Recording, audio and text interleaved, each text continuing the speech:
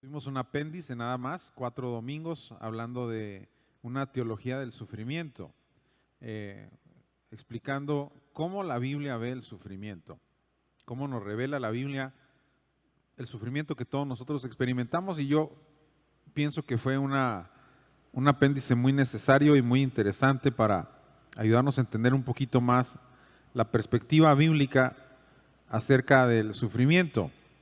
Pero ya vamos a empezar con nuestro nuevo expositor. Ahorita ya está en impresión, lo empezamos a revisar todavía, ya el otro domingo va a estar aquí, de la introducción a las parábolas. Pero vamos a comenzar nosotros ya a empezar a estudiarlo como lo hicimos con Filipenses también. Empezamos primero estudiando antes de que estuviera el libro, y también nos pasó creo que con el de escatología. Pero es que los libros pues se tienen que revisar mucho y se tienen que checar muchas cuestiones de sintaxis, de diagramado y bla, bla, bla. No es, como decimos, enchilame otra, hacer un libro, ¿va? Muy bien, pero vamos a empezar a hablar de las parábolas.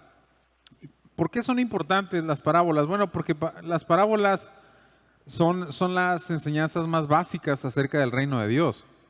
Cuando estábamos en la pandemia y que estábamos planificando el regreso a la iglesia de los hermanos, aunque sé que muchos estaban escuchando la dominical por Facebook, la realidad es que muchas personas también se relajaron en su devocional personal, en su práctica espiritual personal, en sus disciplinas espirituales. Dijimos, bueno, ¿con qué vamos a comenzar otra vez? Y una alternativa muy interesante fue pues volver a lo básico, un reseteo, ¿no? Vamos a empezar otra vez por lo básico, vamos a retomar lo más fundamental de las enseñanzas de los evangelios. ¿Sí? Si habláramos de enseñanzas y doctrina bíblica básica, pues la doctrina bíblica básica son los evangelios. Son los evangelios. Y si hablamos de lo básico en los evangelios, hablamos de parábolas. Son las enseñanzas más básicas que hay. Aquí nos dice en nuestro estudio que las parábolas de Cristo, primero que nada, han representado para la iglesia de todos los tiempos un tesoro didáctico. ¿Y por qué son tan importantes las parábolas? Porque las parábolas son 100% enseñanza. Son didácticas, nos quieren enseñar algo, nos quieren transmitir algo.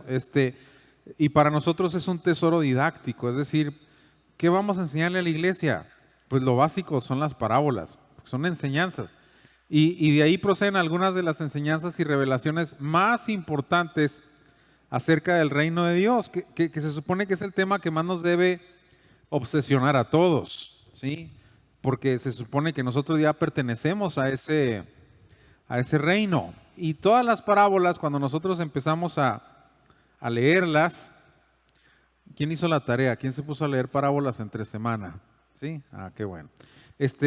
Cuando empezamos a leer las parábolas, Cristo introduce las parábolas diciendo, porque el reino de Dios es semejante a, porque el reino de los cielos es como esto, porque el reino de los cielos es como lo otro. Entonces Cristo siempre relaciona sus enseñanzas de las parábolas con el reino de Dios. Para nosotros es tan importante el reino de Dios, que tan básico, que se supone que oramos todos los días pidiéndole al Señor que tu reino venga, que tu reino se establezca, ¿sí? Que se haga tu voluntad como en el cielo, que se haga aquí en la tierra. Es lo que estamos orando, que el reino de Dios se establezca. Nosotros somos un anticipo de ese reino, somos una avanzada de ese reino, pero no somos el reino establecido. Y entonces Cristo nos revela su reino, no solo escatológico, es muy importante porque no solo estamos hablando del reino escatológico, sino que también estamos hablando de la dinámica de ese reino, cómo es, ¿sí? Nos interesa mucho porque pertenecemos a ese reino, ¿sí? Muy bien.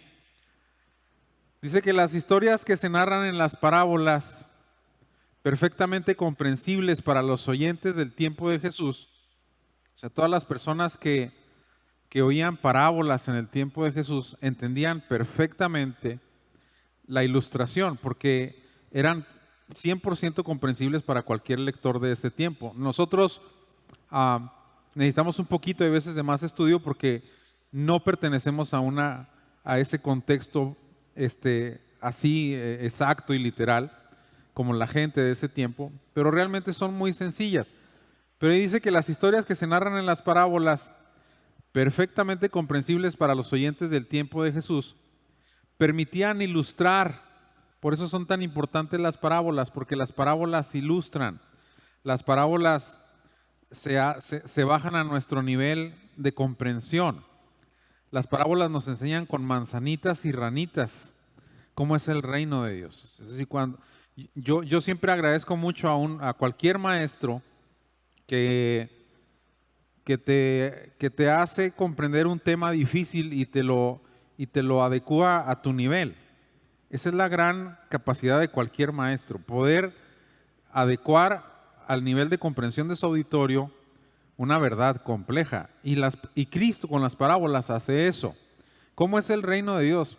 Pues si te lo explico en los términos elevados del reino de Dios no me lo vas a entender. Te lo tengo que ilustrar con algo que tú puedas entender claramente. Y eso son las parábolas. Por eso nos deben de interesar más. Dice, ilustran fácilmente realidades espirituales de mucha profundidad y de mucho significado, ¿sí? Con una narrativa entretenida. Las parábolas son muy entretenidas, ¿sí? Si no crean que las historias así las inventó la Rosa de Guadalupe, las inventaron las parábolas. Dice, es una narrativa muy entretenida, es atrayente, porque capta la atención, ¿sí? Cualquier historia que tú oigas en las parábolas captaba mucho la atención. Y lo más importante de una parábola es que la parábola tenía la capacidad de captar la atención de cualquier tipo de auditorio, o sea, es decir, tenía un auditorio universal. Tú le podías contar una parábola a un niño, se la podías contar a un adulto, se la podías contar a un hombre o a una mujer, a una persona culta o a una persona ignorante, a un sacerdote o a un pescador, y todos te la iban a entender. Es decir, es un método muy, muy excelente para transmitir una verdad, una parábola, en cualquier contexto. Pero Cristo usa las parábolas precisamente para eso. Dice el rey, ¿cómo explicarle a alguien que no conoce el reino de Dios cómo es el reino de Dios? Entonces, Cristo utiliza las parábolas para revelar el reino de Dios, cuáles son las dinámicas de ese reino, cómo funciona, cómo se va a establecer, cómo son las personas que viven en ese reino, cómo se comportan, y dice cómo se los enseño y cómo lo hago de manera que lo puedan comprender. Y entonces Jesús, como maestro, porque a Jesús básicamente se dirigían a él como rabí, como un maestro, usa parábolas para ilustrar esas verdades. Dice, y captaban la atención de todos. Dice, pequeños, grandes, hombres, mujeres, cultos, incultos. Toda la gente que seguía a Cristo era una masa heterogénea de personas. Es decir, Cristo no tenía seguidores de algún nicho en particular de la población. A Cristo lo seguían los pobres nada más, no. También lo seguían los ricos. Y le entendían los dos grupos, y los dos grupos lo amaban y lo obedecían, ¿sí? Acuérdense que un rico fue el que puso una tumba donde pusieran a Jesús, José de Arimatea. Y había mujeres ricas también que financiaban su ministerio. Entonces, ¿cómo llegaba el Señor a todos esos grupos? Pues llegaba a través de las parábolas. ¿Cómo le podía entender un niño? ¿Sí? Y cómo le podía entender un adulto, o una mujer, o un hombre, o un israelita, o un extranjero. Dice, a través de parábolas, ¿sí? Entonces, por eso es un método muy interesante de enseñanza, y no nos extraña que Cristo lo haya utilizado. Muy bien. La sencillez de las parábolas también, eso lo tenemos que agradecer, hicieron que cualquier lector posterior, o sea, ustedes y nosotros, con un conocimiento básico, entendiera perfectamente su mensaje. Nosotros ya no somos agricultores del tiempo de Palestina, pero cuando oímos la parábola del sembrador la entendemos, ¿sí? inmediatamente. No batallamos mucho para entender una enseñanza que nos habla de una semilla que cayó en el camino, de otra semilla que cayó entre pedregales, de otra semilla que cayó entre espinos y de una semilla que cayó en buena tierra. Porque aunque no somos agricultores, todos en la primaria sembramos nuestro frijolito en una tacita y lo vimos crecer y bla, bla, bla. Entonces, pues tenemos un conocimiento básico, ¿sí? No somos pastores, pero entendemos qué significa que se te pierda algo. Y entonces, para nosotros es algo imposible estudiar una parábola y aprender y asimilar la enseñanza que esa parábola quería transmitir a los oyentes originales del tiempo de Cristo. Dice que con cualquier conocimiento básico podemos entender perfectamente el mensaje de una parábola y lo mejor, podemos aprovecharla al igual que los oyentes originales de los escenarios donde se predicaron por primera vez en Judea, en Galilea. Es decir, pueden ser tan provechosas para mí como lo fueron para los primeros oyentes que escucharon estas parábolas de labios del mismo Cristo. Es más, ellos las oyeron, yo las tengo escritas. O sea, yo tengo todavía una ventaja más, ¿sí? Muy bien. Y luego, adicionalmente, el elemento pedagógico y didáctico de las parábolas para recordar y producir una impresión en el oyente es por mucho más profundo y duradero que el de una simple exposición didáctica. Es decir, yo puedo hablar aquí de una teología como lo vimos del sufrimiento, pero ¿qué tal si les cuento una historia de una persona que sufre, como Job? Entonces, ahí ya la historia hace que el elemento pedagógico sea mucho más fuerte y que el aprendizaje sea todavía mucho más sólido. Samuel Vila, que es un autor muy destacado de editoriales que han sido de mucha bendición para el pueblo del Señor, dice algo sobre las ventajas de las parábolas. Primero dice él, si vemos la siguiente, la verdad presentada en la forma de una parábola, dice, queda más grabada en la memoria que una mera exposición didáctica. Por ejemplo, ninguna enseñanza acerca de la misericordia del Señor hacia los pecadores arrepentidos habría producido el efecto de la parábola del hijo pródigo. Dice que Cristo enfrenta a un grupo de fariseos que tienen un conflicto, un conflicto teológico. Dicen, ¿por qué si Jesús es un justo como nosotros? ¿Por qué si Jesús enseña el reino de Dios? ¿Por qué si Jesús es un maestro? ¿Por qué si proclama que viene de parte de Dios? ¿Por qué se junta con pecadores entonces? Porque los fariseos no tenían ningún contacto con gente que se consideraba pecadora. Dice, ¿por qué se junta con ellos? ¿Por qué los recibe? ¿Por qué come con ellos? Para ellos era algo que no podían asimilar y por eso criticaban a Jesús. Entonces Jesús les contesta, ¿pero con qué les contesta? Con una parábola. Y luego les dice, un hombre tenía 2 hijos y el menor le dijo, dame mis bienes, y se fue. Y vivió perdidamente y desperdició todos sus bienes. Y cuando todo lo malgastó, cayó al fondo, tuvo que cuidar cerdos y ni siquiera la comida de los puercos podía comer. Pero cuando estaba en esa situación miserable y perdida, sin retorno, dice, vuelve en sí. Estaba mal, estaba loco. Y dice, ¿cuántos jornaleros en la casa de mi papá tienen abundancia de pan? Se hartan de pan. Y yo aquí me estoy muriendo de hambre. Voy con mi papá otra vez, voy a retornar a él. Y luego dice que vuelve y el papá lo recibe. Y cuando lo recibe, fíjense cómo la historia no es del hijo que se pierde. Cuando lo recibe, el hermano mayor se enoja.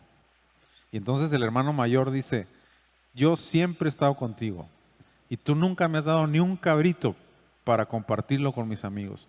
Y que se va y se perdió con prostitutas y con fiestas y con haciendo todo lo que no se debe hacer, dice, lo recibes como si fuera lo máximo. Entonces el papá le dice algo al hijo. Y ese es el mensaje para los fariseos. Es una caricia a los fariseos, es un elogio de Cristo. A pesar de que critica mucho a los fariseos, Cristo ahí los elogia. Les dice, hijo, tú siempre has estado conmigo, tú siempre me has sido fiel y todo lo mío es tuyo. Es lo que les está diciendo Cristo a los fariseos. Si ustedes aman la palabra de Dios, ustedes han sido muy fieles, ustedes buscan vivir en santidad, ustedes siempre han buscado la palabra de Dios, todo es de ustedes. Pero le dice, pero alégrate, porque este otro estaba perdido y ya lo hallamos. Estaba muerto, dice, y ahora vive. Entonces, ¿para quién es el mensaje de la historia del hijo pródigo? Para ellos. Entonces, ahora, ¿cómo les explica Cristo esa teología de alegrarte por el perdón del pecador arrepentido? Porque ellos no, en su teología, en el judaísmo de ese entonces, ellos no asimilaban esa teología del perdón de un pecador. Ellos decían que Dios, fíjense la expresión, por eso es importante también estudiar un poquito de historia. Ellos decían que hay gozo en el cielo cuando los pecadores perecen. Esa era una frase de los rabinos judíos. Era una frase muy conocida. La enseñaban en las sinagogas y decían, hay gozo delante de Dios cuando los impíos perecen o cuando los impíos son desarraigados de la tierra. Pero viene Cristo con las parábolas y les enseña cosas en la triple parábola y les dice, no, hay gozo en el cielo cuando un pecador se arrepiente. Entonces, ¿pero cómo lo hace Cristo para enseñarles? Con una historia. Y entonces la historia se queda bien, ¿qué?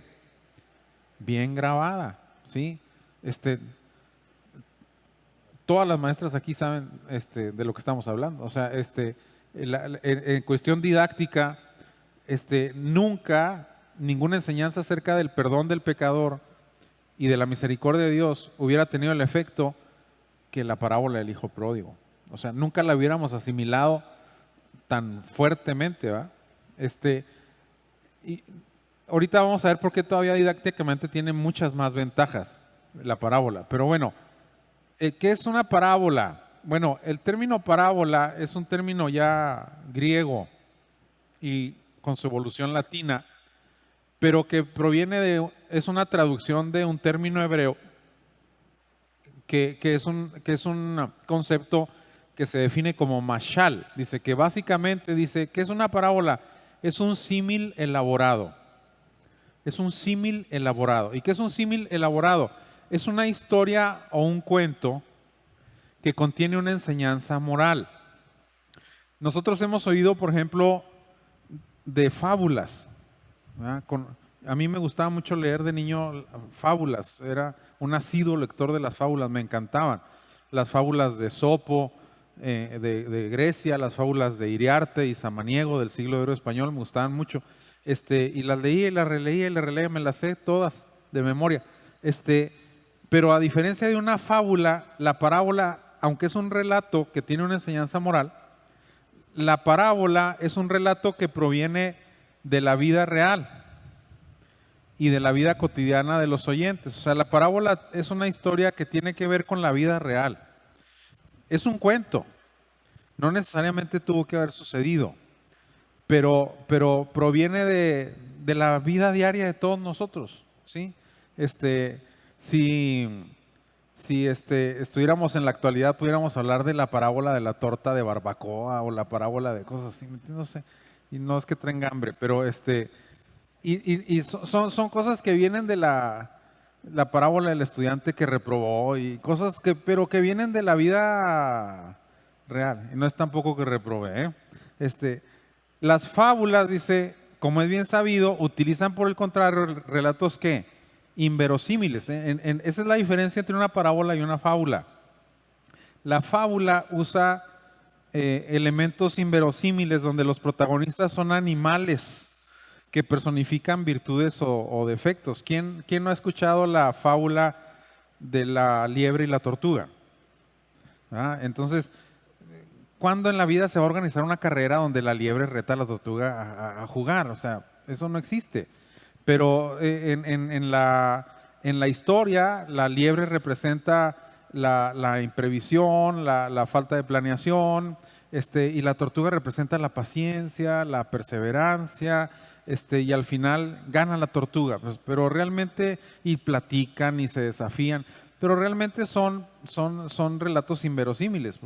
Los animales no hacen eso. Entonces, personifican virtudes. La fábula de la hormiga y la cigarra, también quien la ha escuchado, es muy famosa, ¿verdad? Donde la cigarra anda con su violín siempre cantando y la hormiga trabajando, y la cigarra critica y se burla de la hormiga porque no disfruta de la vida, pero cuando llega el invierno la cigarra está en penurias, está en una situación muy desafortunada, mientras la hormiga está gozando de abundantes provisiones que guardó con diligencia y con ahorro. Entonces, obviamente la fábula te dice, tiene una enseñanza moral y te invita a ser previsor, a ser trabajador, a ahorrar, a cuidar para tu futuro.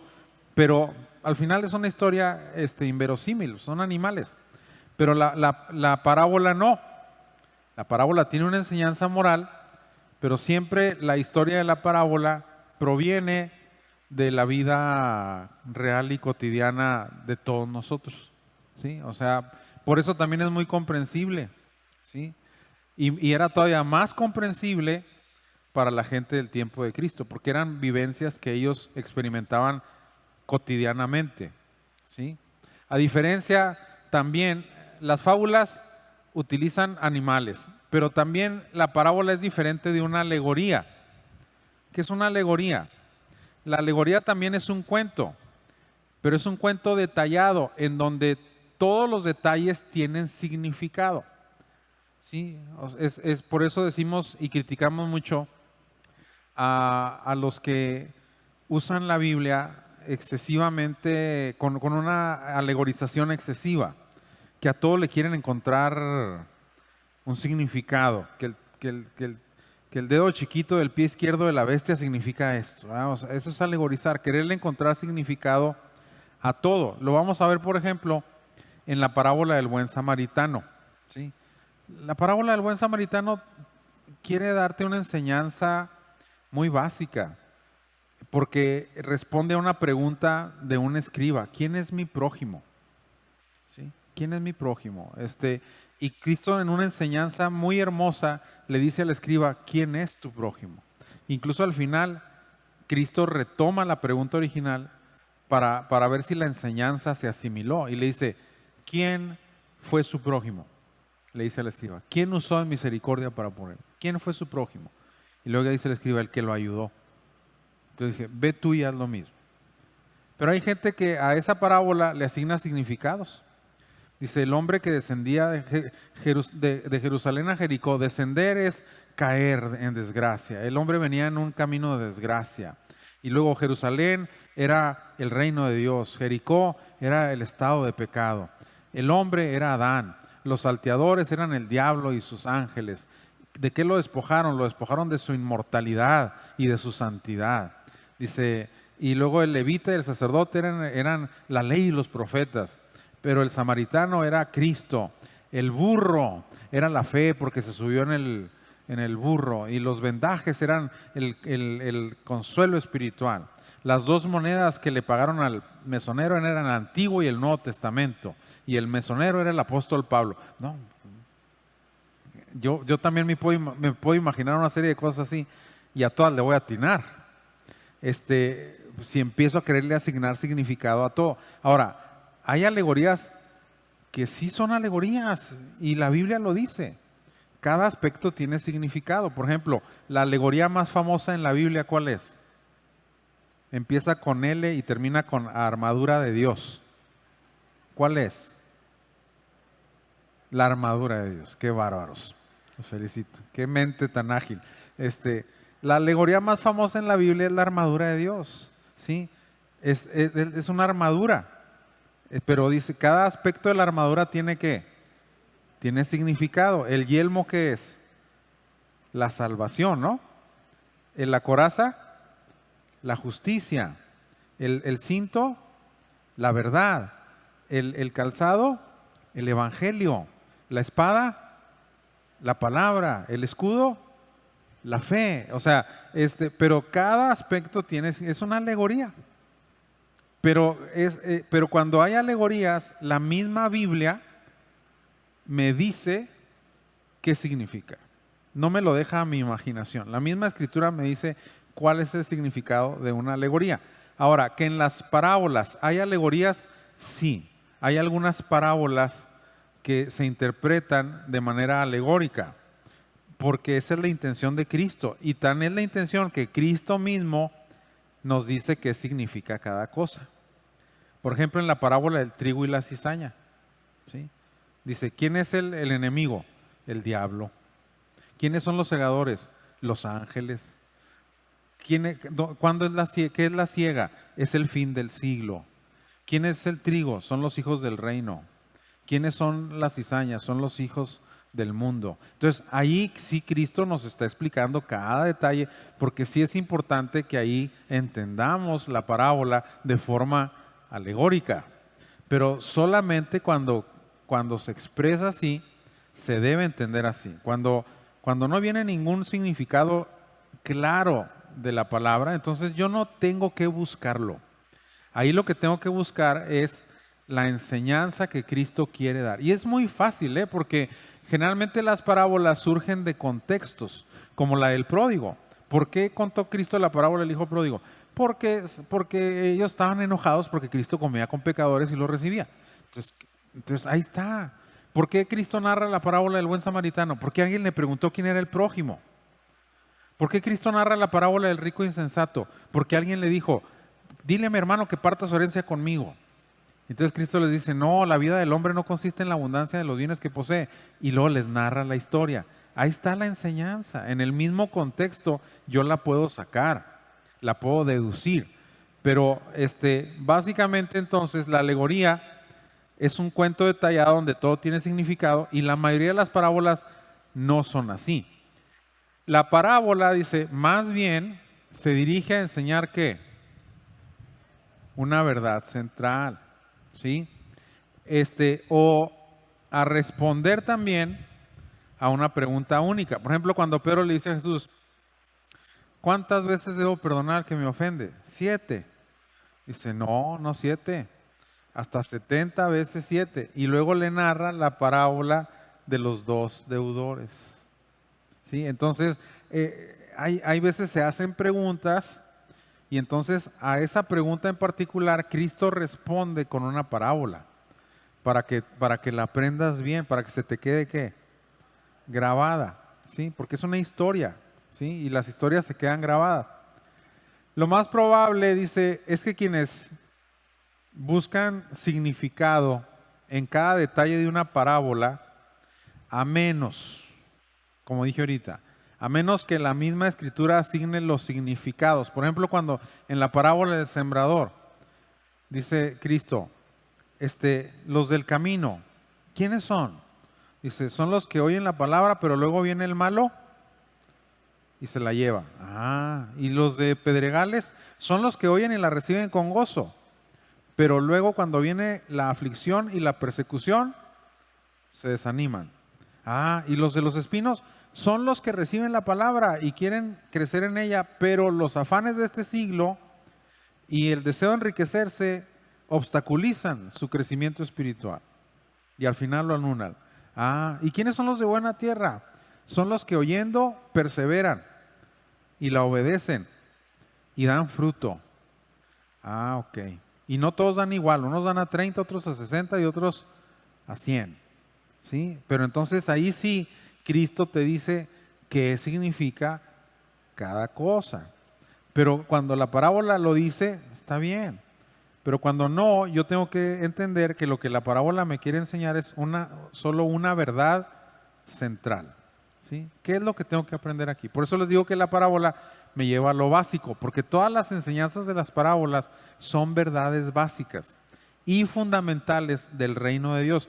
Son la médula del reino de Dios, ¿sí? Y contienen todos los elementos necesarios para cualquier persona que quiera vivir una vida cristiana de calidad, ¿sí? Muy bien.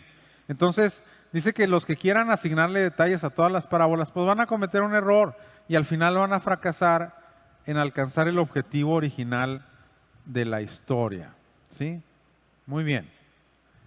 Ahora, ¿cuál es la intención de una parábola?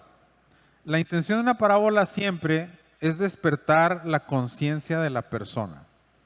¿Sí? Es decir, la persona a la que se le narra una parábola no está consciente de algo y necesita estar consciente de algo. O la persona a la que se le narra una historia necesita entender algo que no entiende. ¿Sí? Necesita una revelación. ¿Sí?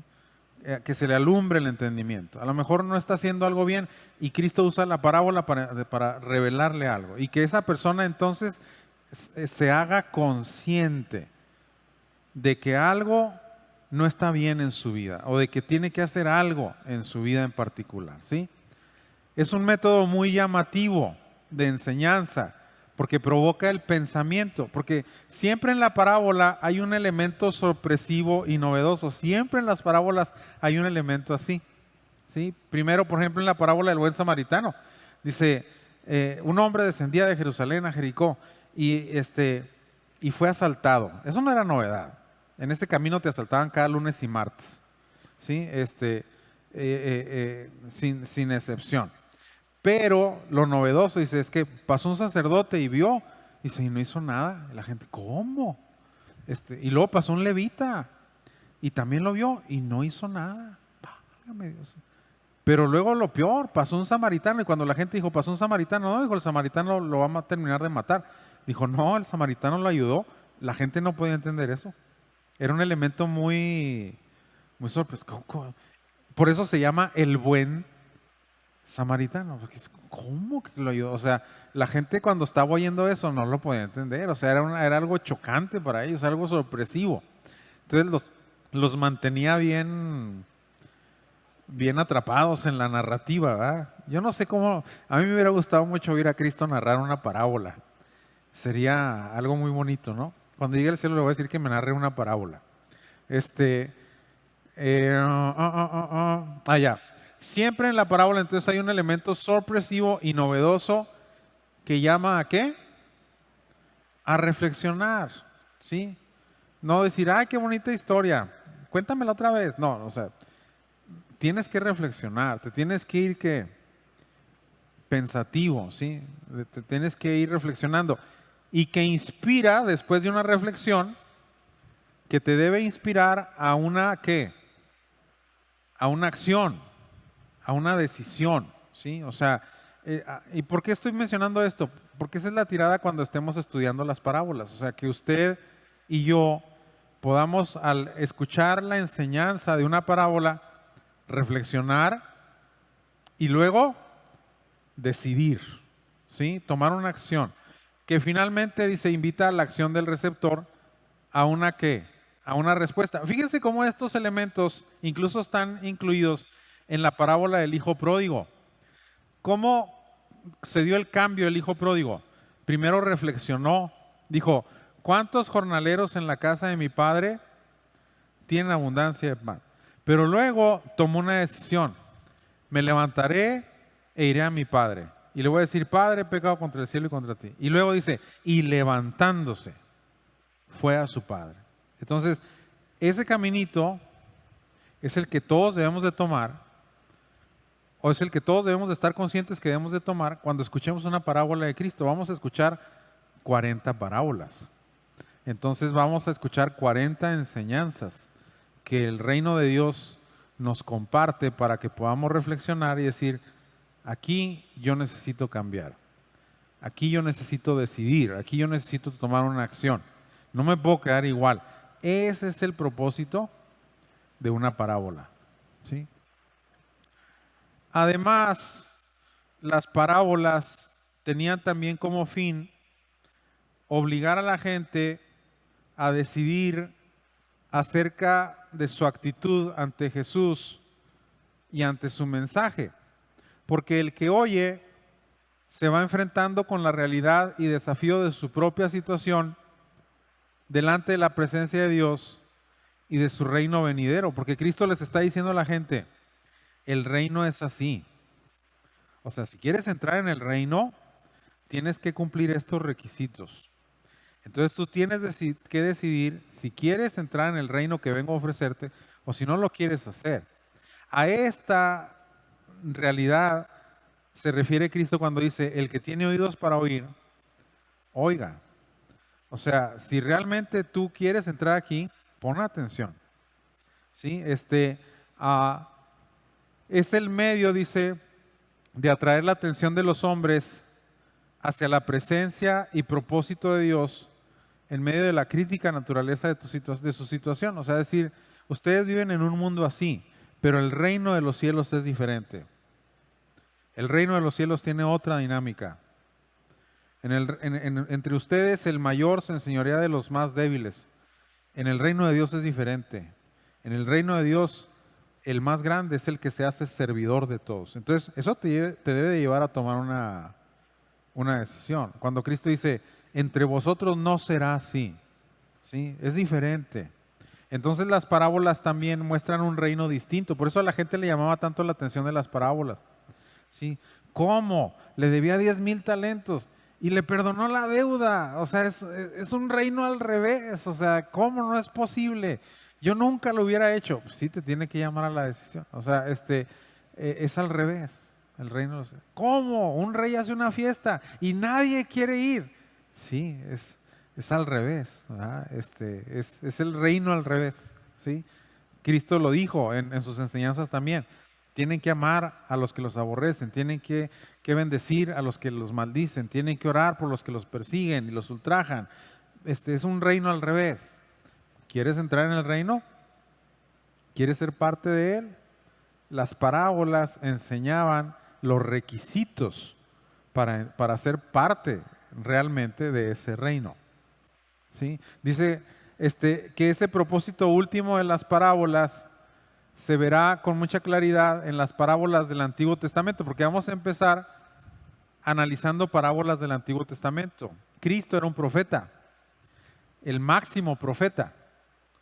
La Biblia dice, Dios, habiendo hablado muchas veces y de muchas maneras, en otro tiempo a los padres por los profetas, en estos postreros días nos ha hablado por el Hijo.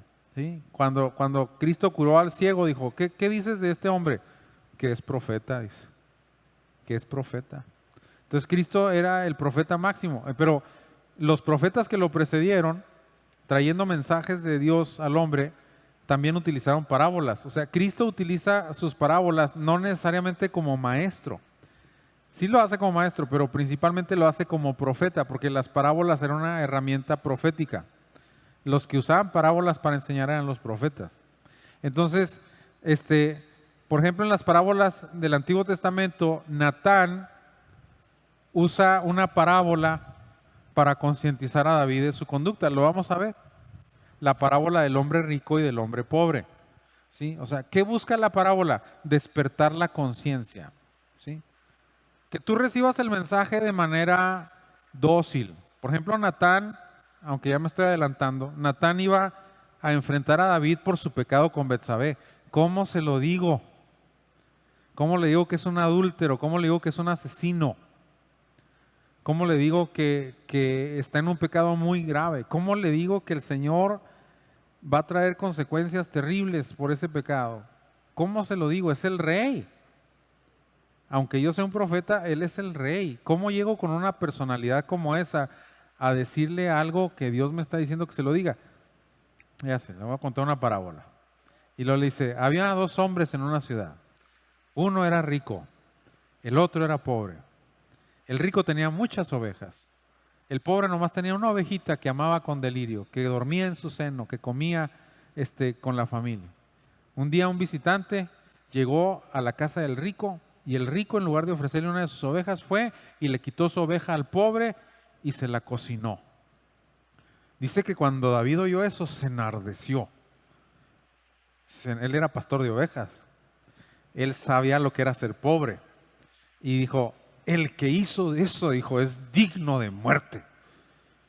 Era el rey, ni siquiera mandó una investigación ni nada. Dijo, ese se tiene que morir. La parábola cumplió su cometido. Porque le dice a Natán, tú eres ese hombre. ¿Sí? Tú eres ese hombre. ¿Sí? Entonces, ya se quedó sin argumentos David. O sea, él recibió dócilmente la historia sin saber que él era el protagonista de la historia. Y entonces cuando pasa eso, dice, tú eras ese hombre. Dios te dio todo a ti. No te negó nada. y tú fuiste y le quitaste a su mujer a un hombre que te servía fielmente. No, ya. No hubo ni para dónde, no hubo ni para dónde hacerse. O sea, la parábola cumplió su cometido. Y entonces, ¿qué busca la parábola? Busca despertar la conciencia. En ese momento la conciencia de David estaba ¿qué? Estaba nublada. Él no se sentía mal. Él de alguna manera se había justificado para hacer lo que hizo. ¿Sí? Él de alguna manera había encontrado razones válidas, ¿sí? Para tratar de disfrazar la maldad que cometió. Pero cuando llega a la parábola, él mismo se sentencia, y cuando ya le dice a Natán, tú eres ese hombre, pues ya qué hace, ya qué hace. Entonces, por eso dice que lo concientizan. Pero en ninguna parábola vemos ese propósito tan claro como en la narración del buen samaritano, por ejemplo. ¿Sí? O sea, tu conciencia se despierta. El escriba era un hombre muy docto, conocía la ley, era un experto en la palabra, pero cuando le dice, ¿quién es mi prójimo? Pero para iniciar un debate teológico, Cristo lo conmueve. Porque cuando dice, ¿cómo que un samaritano lo ayudó? Lo vamos a ver. No lo puede entender, su conciencia se sacude. Incluso le dice Cristo, ¿quién fue su prójimo?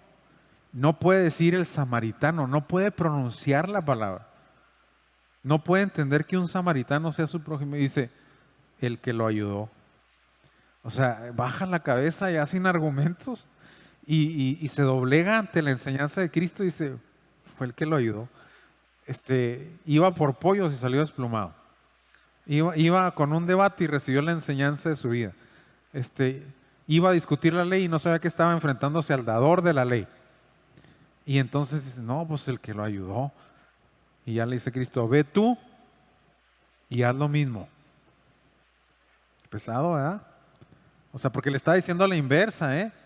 Ve tú con un samaritano y ayúdalo tú. A esos que desprecias, a esos que tratas mal. Porque tú me estás preguntando cuál es el primer mandamiento y es amarás a Dios con todo tu corazón, pero a tu prójimo como a ti mismo. No, le puso una barrida el Señor al pobre escriba. Pero barrida. El cuate pensó que conocía la ley, no conocía nada, hermano. O sea, qué importante, ¿va? ¿Y cómo se lo enseñó Cristo? Con una historia tan simple y tan sencilla como la del buen samaritano. Entonces, es la intención, que la conciencia ¿qué?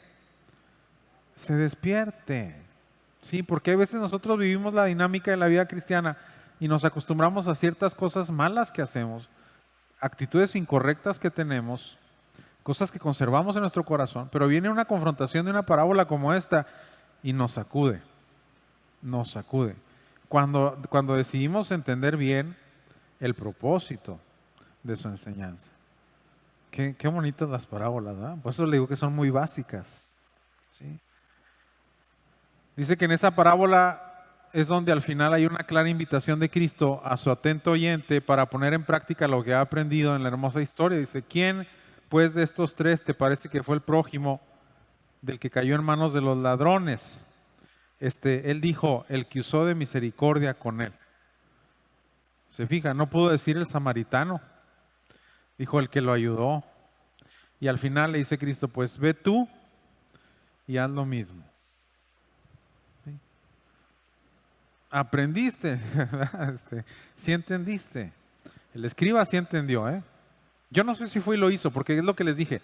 La conciencia se despertó, pero luego tiene que haber una ¿qué? Se fija cómo ahí se ve lo que dijimos.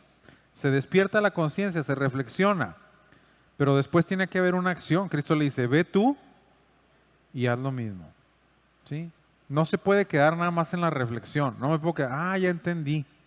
Qué padre, ya entendí la parábola. No. Tienes que llevarla a un escenario o a un contexto donde la puedas poner en práctica. ¿Sí? Muy bien. Cualquier cristiano receptivo y dócil a la palabra de Dios habrá encontrado un desafío a cambiar alguna actitud o pensamiento ante la reprensión de una parábola de Cristo.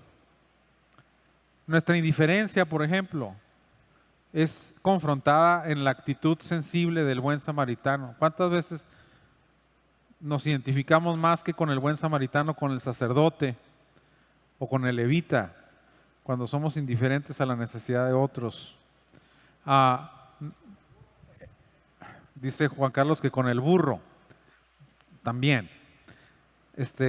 El perdón que otorgamos y nuestra postura ante quienes nos deben algo adquieren una nueva dimensión en la historia del deudor malo. De repente no queremos perdonar a alguien porque nos hizo esto, nos hizo lo otro, no se lo merece, es un mal agradecido. Híjole, pero cuando veo la parábola de los dos deudores y digo, siervo malo, toda esta deuda te perdoné y tú no podías perdonarle a tu hermano los 100 denarios. Ay, Dios mío, O sea, la conciencia es conmovida, y ahí es muy importante la actitud, hermanos, que debemos de tener para que nuestra actitud sea receptiva y sea ¿qué? Dócil, para que recibamos, por eso dice la palabra, que recibamos la palabra implantada con docilidad, que pueda entrar sin problemas en lo profundo del corazón y pueda cumplir su propósito. Yo escribí el libro, toda la vida tengo leyendo las parábolas y ahorita se las estoy diciendo y ya me están llamando la atención al Espíritu Santo. O sea, tenemos que ser dóciles a la reprensión de la palabra, porque sí podemos mantener actitudes feas en el corazón, prácticas que deshonran a Dios, hábitos, lo que sea, que no están bien, pero luego viene una parábola hermosa de Cristo y nos ubica otra vez de la manera más sencilla posible. Lo que me impresiona a mí, Cristo no te lleva a un vericueto teológico, no, te cuenta una historia de lo más simple, y en esa historia de lo más sencillo te da unas cachetadas espirituales brutas. Dice, ¿quién no se siente preocupado? Yo sí, cuando lee del siervo inútil rindiendo pésimas cuentas de su talento mal invertido. Yo nomás me veo delante de Dios, y el tiempo que te di, ¿cómo lo usaste? Y las capacidades que te di, y los hijos que te di, ¿cómo invertiste todo para mí? Dándole cuentas a Dios de todo, nomás leyendo acerca del siervo inútil, santo Dios. Y luego cuando dice, y al siervo inútil échenlo, o sea, deséchenlo en las tinieblas de afuera, dice, allí será el lloro y el crujir de dientes. Eso no sirve para nada. No, hermanos, el que lee eso y no se siente así, entonces no está leyendo. ¿Quién no ha considerado su situación y actitud personal ante los afanes de su siglo, ante la clara ilustración de la semilla que cayó entre espinos? ¿Quién no piensa eso? Dice, la semilla no la dejaron crecer los espinos, los afanes de este siglo, las preocupaciones, la ansiedad, el afán. No le dedicaste tiempo a Dios porque según tú estabas muy ocupado, pero no tenías tiempo.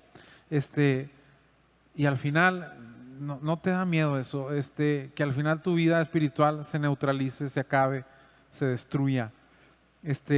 Son enseñanzas muy impresionantes que nos deben de llamar a una reflexión personal, ¿sí? Cristo Jesús, dice, vino como profeta, y al igual que la profecía bíblica, porque la profecía bíblica, ¿en qué se centra la profecía bíblica? ¿Cuál es el centro de la profecía bíblica? El reino de Dios, ¿sí? El reino de Dios. Sí, la profecía bíblica tiene como centro al reino de Dios. Por ejemplo, cuando Daniel le dice a Nabucodonosor su sueño, dice, lo que tú soñaste, rey, es lo que va a pasar en el futuro. Dice, la cabeza de oro eres tú, tu imperio. Los pechos y los brazos de plata son otro imperio que va a venir después de ti. El vientre y los muslos de bronce son otro, y las piernas de hierro son otro, y los pies de hierro con barro cocido. Es el siglo en el que nosotros estamos viviendo. Un imperio romano resurgiendo y haciendo alianzas, no mezclándose, pero haciendo alianzas humanas, el barro con hierro, en parte fuerte, en parte débil, muy fuerte, muy próspero, pero con crisis económicas, con crisis bélicas, con todo. pero de repente dice, vino una piedra cortada no por mano de hombre y destruyó todo, y la piedra se hizo un gran monte. Y ya le dice el Señor, es que en los tiempos de esos últimos reyes, dice, el Rey del cielo va a establecer un reino que jamás será conmovido. Entonces, ¿cuál es el centro de la profecía? El reino de Dios. ¿Y quién es el personaje central del reino? El rey. ¿Y quién es ese rey? Jesucristo. Entonces, toda la profecía tiene como centro al reino de Dios.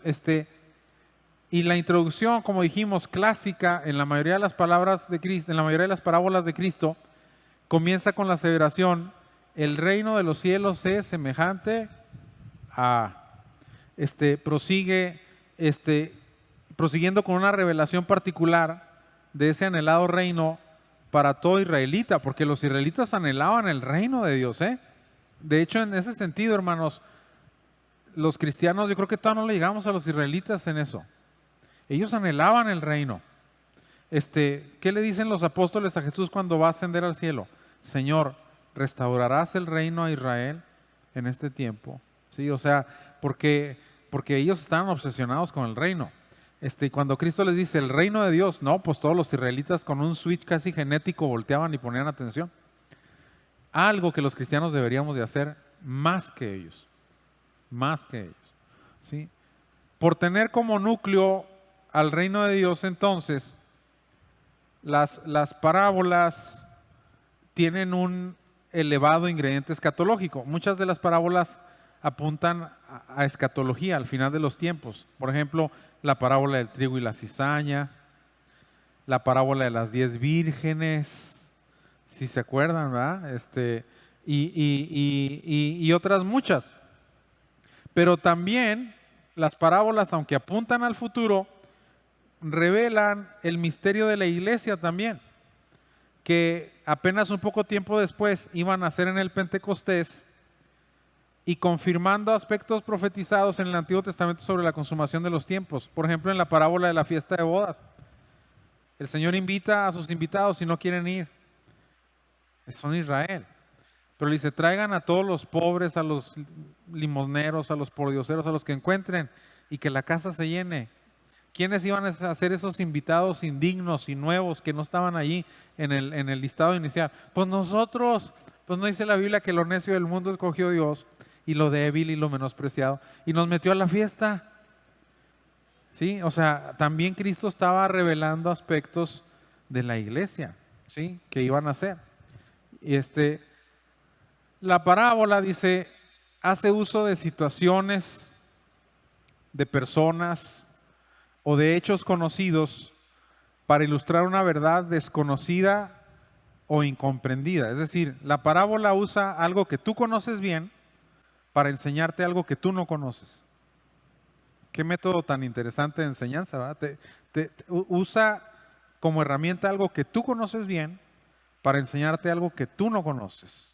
Entonces, por eso es un método increíble. Dice, eso la convierte en la herramienta perfecta para enseñar toda la revelación que Cristo proclamaba a la nación judía. ¿Sí? Que Cristo proclamaba a la nación judía. Adicionalmente, en un ingrediente tremendamente bendecidor, dice, las parábolas también contienen una confirmación del gran amor, misericordia y paciencia de Dios con el ser humano. Cuando yo leo las parábolas, empiezo a ver el reino, pero también empiezo a ver al rey del reino, porque dice la parábola de los siervos, de los labradores malvados. Un hombre plantó una viña, la cercó de vallado, le puso una torre, construyó un lagar y la arrendó a unos labradores y les dijo, trabajen mi viña, ganen con ella y después yo vengo y voy a recoger parte de los frutos de la ganancia. Y dice, y les envió siervos en el tiempo de la cosecha para que mandaran los frutos, pero ellos a uno de los siervos los escarnecieron, a otros los golpearon y a otros los mataron. Y luego, hablando de los profetas, pero luego dice, y les mandó otros siervos. Y cuando empiezas a leer eso, tú dices, ¿cómo es paciente Dios? ¿Cómo es paciente Dios? Hay veces nosotros queremos que el juicio de Dios caiga sobre gente que hace el mal y que está desobedeciendo a Dios y que está pecando. Y cuando leo esa parábola digo, ¿cómo es paciente Dios? ¿Cómo nos tiene paciencia? Les envió otros siervos. Y luego dice que los volvieron a matar, los volvieron a golpear. Y luego dice la parábola, y les volvió a enviar otros siervos. Ya, hermano, si no entiendes que Dios es bien paciente contigo con eso, pues ya no entendiste. Dice que al último dijo, les voy a enviar a mi hijo. A mi hijo le van a tener consideración. Pero dice que al hijo lo mataron. O sea, ¿pero qué se ve ahí, hermanos?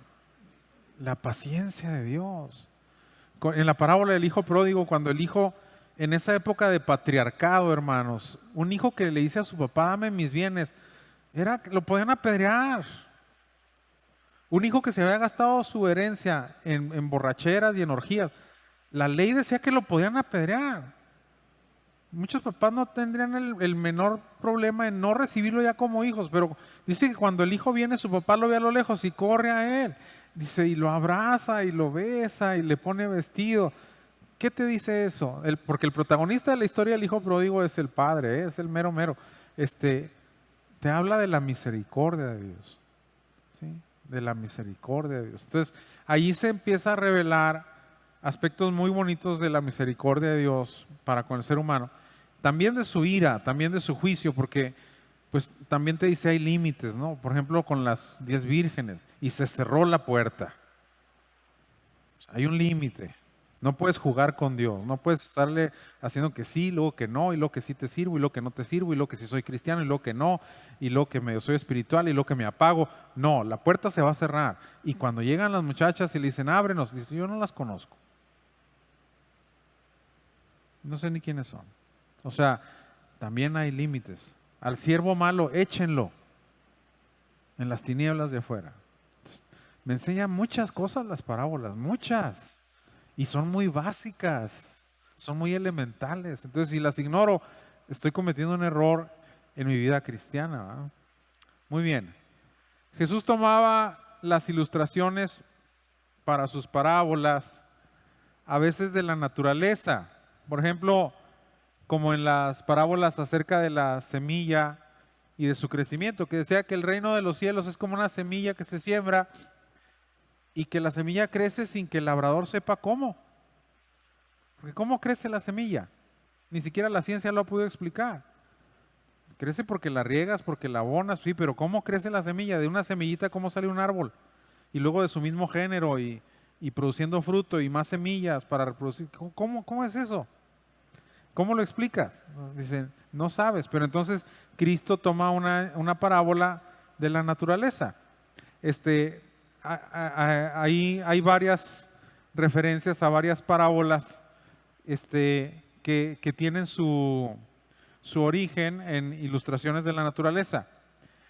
A veces también toma las parábolas de costumbres familiares y los incidentes de la vida diaria, como en las parábolas de la levadura, cuando dice que el reino de los cielos es como la levadura que una mujer mete en 3 medidas de harina y luego hace una operación de crecimiento y de expansión. Así es el reino de Dios. No se ve. A lo mejor tú, la semilla que estás sembrando en un corazón, no la ves, pero ahí está haciendo su obra. Yo le decía una vez a Lili y a las hermanas del ministerio carcelario, todas las hermanas que trabajan ahí, que ellas están en el campo más difícil que hay. Siembran en el terreno más duro. Es una mezcla de los del camino, de los espinos, de las piedras y es más, sí, es el cemento, así, la semilla cae en cemento.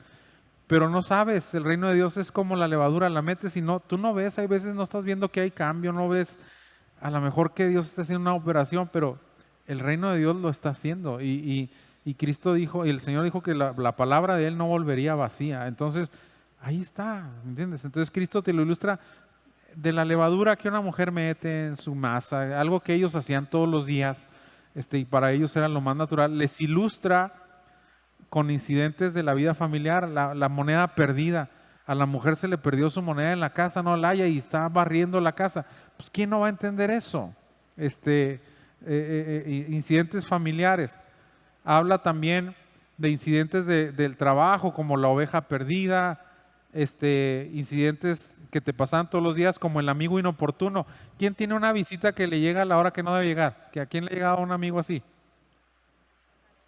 A todos, hermanos. Sí, que llega a la hora más que estás así con la salida en la almohada a las 10 de la mañana el sábado y te timbran. ¿A poco nomás a mí me ha pasado eso? No, a todos no. O sea, hay gente que llega a la hora menos indicada. Entonces cuando tú dices, la parábola del amigo inoportuno, sí, yo tengo como 5, ¿no? Y la parábola de las 10 vírgenes, ¿cuál es el escenario de la parábola de las 10 vírgenes? ¿Una qué? ¿Una boda? Pues es un escenario que todo el mundo conoce. Todo el mundo anda en las bodas y le encanta andar en las bodas. ¿Sí? A veces de acontecimientos recientes, por ejemplo, Cristo narra parábolas de algunas situaciones que se habían dado en ese momento en Judea, en Galilea, a veces de lo que podía considerarse como acontecimientos ocasionales o contingencias no improbables, como la parábola del juez injusto, del mayordomo injusto, del hijo pródigo. Son escenarios que todo el mundo conocía. Todo el mundo. ¿Cuántos han ido a algún asunto legal con un juez que no les arregla nada? Levanten la mano, por favor. Ahí están, mire. Todos conocemos de jueces corruptos. No, en México no hay corrupción. Todos, ahí está un juez injusto. El mayordomo injusto, un trabajador que despilfarra los bienes de su amo. Pues, ¿cuántos conocen eso en la vida? En la vida cotidiana se da muchos administradores que echan a perder los negocios de sus dueños. El hijo pródigo. ¿Cuántos aquí conocen o han experimentado problemas familiares? Pues esto es un problema familiar, es un hijo que se va de la casa, que ya no quiere estar, ¿sí? Que está enojado, que está inconforme y que dice, ahí nos vemos, yo me voy. ¿A quién no le ha pasado eso? ¿Quién no está cerca de alguien que le ha pasado eso? O sea, son escenarios muy... A lo que voy es que todas las parábolas sin excepción, son escenarios muy familiares, muy conocidos, muy cotidianos, normales, los podemos entender así, rápidamente, sin ningún problema, ¿sí? El Señor Jesucristo, como habíamos mencionado, no fue el primero que utilizó la parábola como medio de enseñanza, ¿sí? No fue el primero para enseñar una verdad espiritual, sino que en su carácter de profeta continúa con la tradición de muchos de ellos de anunciar un mensaje divino al hombre con narrativas en forma de parábolas. Por ejemplo, Isaías usó parábolas, Ezequiel usó parábolas para narrar aspectos de la vida espiritual de la nación. De hecho, cuando Cristo habla de Israel y habla de Israel como una viña, como o como una higuera estéril, no es el primero que usa ese concepto. Ya Isaías se había referido a Israel como una viña que dio uvas silvestres. Entonces, y en ese sentido Cristo también habla de eso. Entonces no es el primero. Ezequiel también usa parábolas, las vamos a ver en las parábolas del Antiguo Testamento. Pero es en definitivamente Jesús quien como maestro y verbo encarnado revela el reino del cual procede y el cual preside. Porque miren, lo interesante de las parábolas, que las hacen superlativamente excelentes contra cualquier ilustración precedente, aunque sea de un profeta, es que el profeta recibía una revelación de Dios, del reino de Dios, para concientizar al pueblo. Pero al final el profeta era parte del pueblo y él entendía como el pueblo, pero Cristo viene del reino como hijo, ¿sí? No es lo mismo que nos diga nuestro hijo, oye, ¿cómo es Canadá? Pues yo nunca he estado ahí, pero me dice que Canadá, aquí hay un libro que dice que es así, te muestran unas fotos y esto y lo otro. No es lo mismo que venga un canadiense y te diga, Canadá es así, porque él viene de allá, él lo conoce, ¿sí? No es lo mismo que usted diga, la casa de fulanito es así, a que esa persona diga, mi casa es así.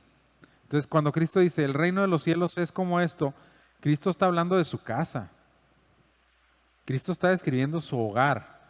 El hogar, él dice el reino el reino del cual Él procede y el reino del cual Él preside. Entonces, por eso las parábolas son muy interesantes, porque el que preside el reino te dice cómo es.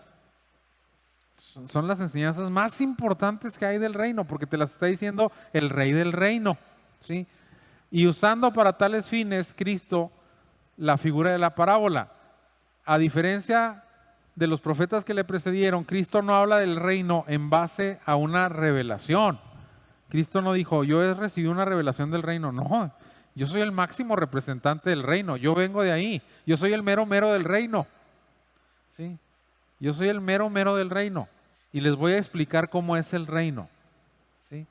En ese sentido. O sea, no. Yo vengo de ahí. ¿Sí? Yo vengo de ahí. Muy bien.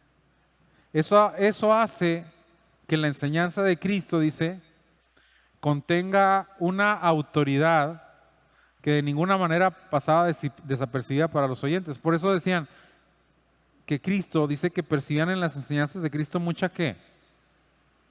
Mucha autoridad, ¿se acuerdan? Que la gente decía, enseña con mucha ¿qué? Con mucha autoridad. Pues claro, pues es su reino, pues ¿cómo no? Él era el hijo de la casa, como se referiría más tarde con respecto a él la epístola a los hebreos. Decía, porque les decía a los judíos, ustedes están enajenados con Moisés, pero Moisés era el siervo de la casa. Este es el hijo. ¿Sí me explico? O sea, es mucho mayor el hijo que el siervo. Ustedes dicen, nosotros oímos a Moisés y leemos a Moisés. Pues ese es el siervo, pero este es el hijo. ¿A quién le vas a hacer más caso? Pues al hijo. Entonces, en ese sentido, dice, era el hijo de la casa. Jesús revelaba en las parábolas, y por eso son muy importantes, no un reino del cual él había oído. Era un reino del cual él procedía y el cual él presidía desde la eternidad. Desde la eternidad. O sea que Cristo viene a revelarnos y tenemos que agradecerle mucho a Cristo que haya usado parábolas, porque nos enseña en los términos más simples y más sencillos que hay cómo es su reino, cómo es su reino y cómo debemos de vivir en ese reino. Carlos Spurgeon enfatiza que el Señor utilizaba abundantes símiles. Dice, presentaba la verdad de manera que tuviera las mayores probabilidades posibles de captar la atención de los hombres. Esto, de tocar sus endurecidos corazones. Por ejemplo, hay personas que vienen a la iglesia y que vienen con un corazón duro. Y empiezas a predicar la palabra y tú sientes la dureza. Los predicadores a veces sentimos la dureza del corazón de nuestro auditorio. Pues es un sentimiento, yo creo que es espiritual. O sea, hay veces, incluso de repente en ciertas predicaciones acabamos muy agotados, porque y entendemos en ese sentido que, pues, que hubo una lucha espiritual porque el corazón de los oyentes estaba duro. Y de repente te sientes como cuchillo caliente en mantequilla, ¿me entiendes? O sea, que sientes que el auditorio está recibiendo la palabra, o sea, lo percibes, uno lo percibe. En ese sentido. Independientemente de la causa, ¿no? Pero dice que la parábola tenía la facilidad de entrar, ¿cómo les puedo decir? ¿Cómo decimos? Con algún término que pueda ser así. Pues entrar sin que nos demos cuenta, hombre. O sea, la gente está viendo la historia muy contenta y nada, que la historia es una enseñanza para ti. O sea, y es una confrontación de la palabra. Pero al estar oyendo la historia estás muy feliz. Como David, cuando estaba oyendo la historia del hombre rico y el hombre pobre, no reaccionó endurecido, porque no le dijo Natán, vengo a confrontar tu pecado. Ya en ese momento David pudo haberse puesto a la defensiva. Pero cuando Natán le narra la historia, David no sospecha nada. Y está oyendo la historia con muy buena disposición. Hasta que le dicen, tú eres ese hombre. Entonces, en ese momento, por eso la parábola era muy buena, porque Cristo le estaba hablando a gente muy dura de corazón. El auditorio de Cristo era extra duro de corazón. ¿Por qué mataron a Esteban? Porque les dijo, duros de cerviz. Ustedes siempre resisten al Espíritu Santo. ¿Qué les estaba diciendo? Ustedes no quieren oír. No quieren oír. ¿Sí? Alcanzar las conciencias cauterizadas de esa gente. ¿Cómo no van a estar cauterizadas las conciencias de la gente a las que les habla cuando les dice Cristo? El que hace pecado, esclavo es del pecado. Y entonces dice los judíos, nosotros somos hijos de Abraham, nunca hemos sido esclavos de nadie. ¿Cómo me da risa a mí esa expresión? Espérate, déjate hago una lista. Vamos a empezar por los egipcios. Duraste ahí 380 años de esclavo. Y luego vamos a seguir por los madianitas, luego por los moabitas, y luego por los amonitas, y luego por los filisteos, y luego vamos a seguirle por los asirios, y luego síguele con los babilonios. Es más, vámonos con los persas para que no falte alguien más. Espérate, todavía faltan los griegos. No, ¿y los romanos de los que está subyugado en ese momento? ¿Y nunca has sido esclavo de nadie, criatura? Pues tu conciencia está bien, ¿qué? Bien cauterizada. Y de repente hay gente que les hablamos, es que yo estoy bien, el que está mal es él o ella, lo que sea. La conciencia está cauterizada. Entonces, ¿qué hacía Cristo para penetrar ahí? Una parábola. Una parábola. ¿Sí? Apenas enseñaba, dice la Biblia, que apenas les enseñaba alguna cosa a las masas, exceptuando las parábolas, porque Mateo dice, y sin parábolas no les hablaba. Dice, y sin parábolas no les hablaba. Fíjense qué tanta importancia le da Cristo a la parábola para enseñar las verdades del reino, que Mateo se da cuenta de eso y lo pone como una acotación ahí personal.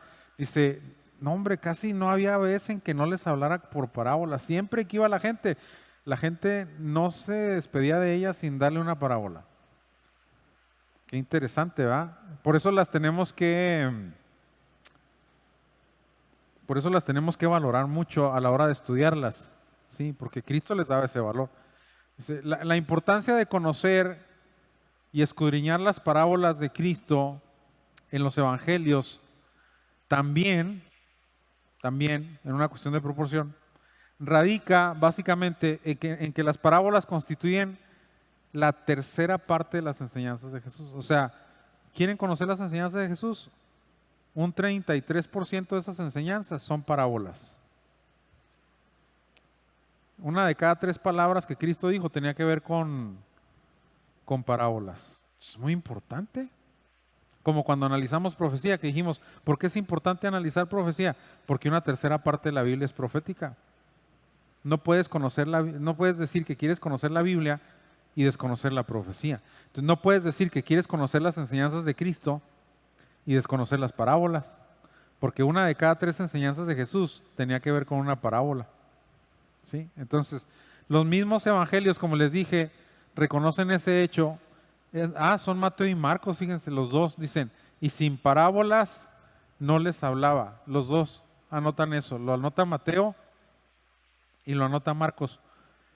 Lo que inclusive se revela como el cumplimiento de una profecía mesiánica sobre el ministerio de Cristo. Es el Salmo 72, 78:2.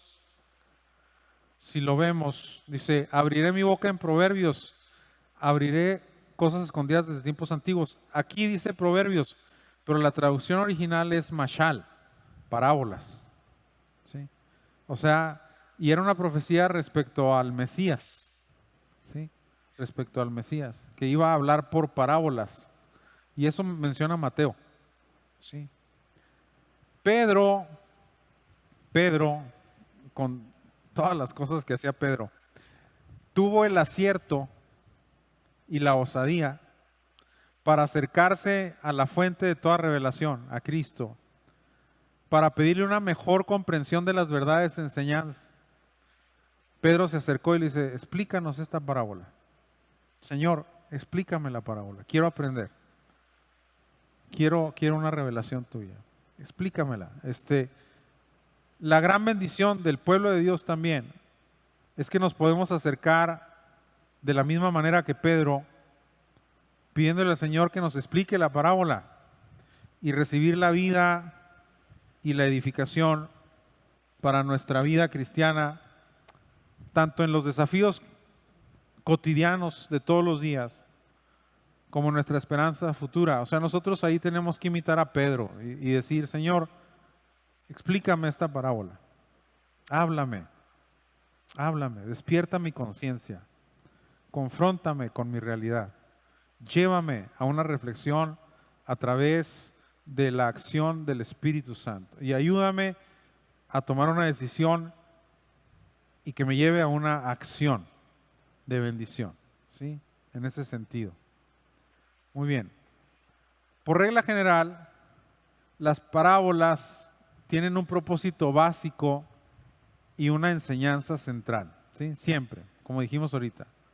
Nunca se pretende que cada parte de la narración deba de poseer un significado particular.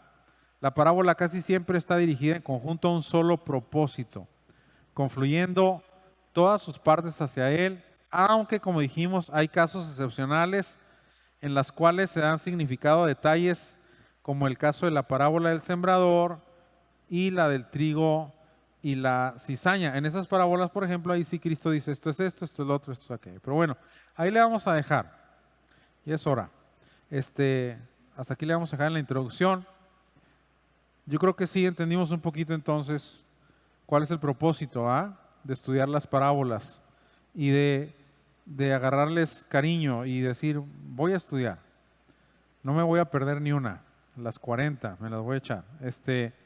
A ver en cuál de ellas Dios tiene un mensaje para mí, para mi vida, ¿sí? Muy bien, dudas, preguntas, quejas, resentimientos. Hable ahora o calle para siempre. Todo bien. Bueno, vamos a orar. Amén. Padre, te damos muchas gracias por que nos permites estudiar y más que nada porque nos permites abordar las parábolas de Cristo, tu Hijo, que nos revelan tu reino, que nos revelan tus propósitos. Ayúdanos a ser dóciles y receptivos a las enseñanzas, a recibirlas con un corazón abierto, analizando nuestra propia circunstancia particular.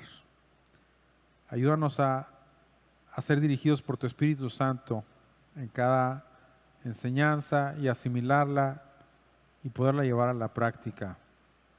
Te lo pedimos en el nombre de Cristo Jesús. Amén. Amén.